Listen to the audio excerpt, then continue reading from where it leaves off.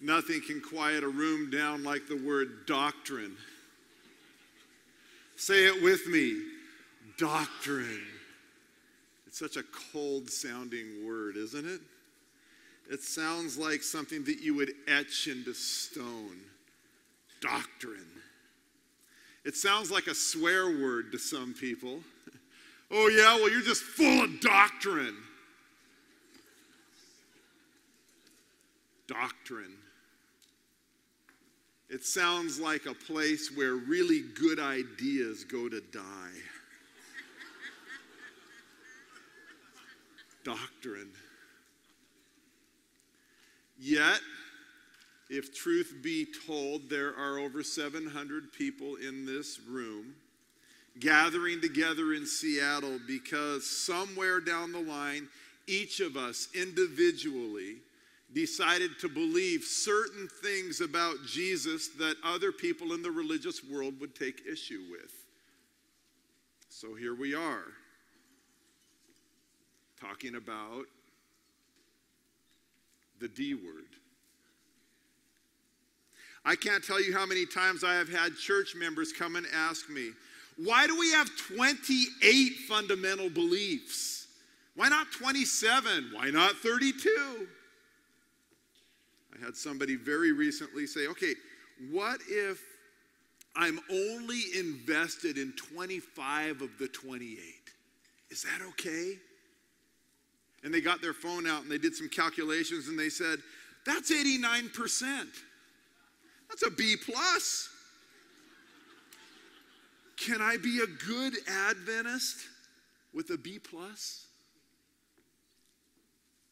I told them my mom and dad gave me money for C's when I was in high school, so yeah, you could do all right. Does 89% of Adventist doctrine get me into heaven? It's been my experience that many in the Seventh-day Adventist Church view our doctrine as a collection of beliefs that define us and separate us from Babylon.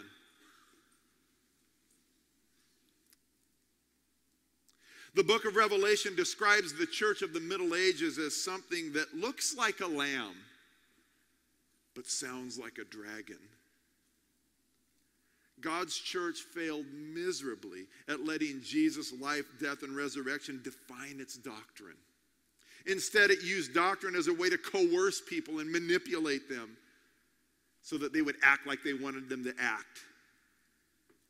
We would never use doctrine in our church that way.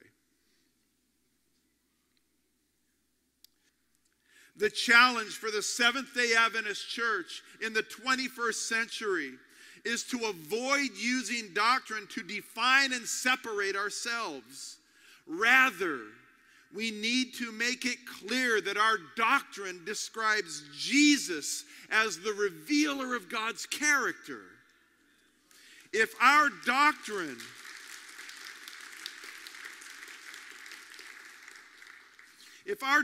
doesn't clarify a loving God as displayed by Jesus while he was here on this earth, we have to redefine our doctrine. Do we celebrate the Sabbath as a gift from God that finds fulfillment in Jesus? Or do we use it to separate ourselves from all those deceived people who have no idea they're living in Babylon? The Sabbath, has it become our Messiah?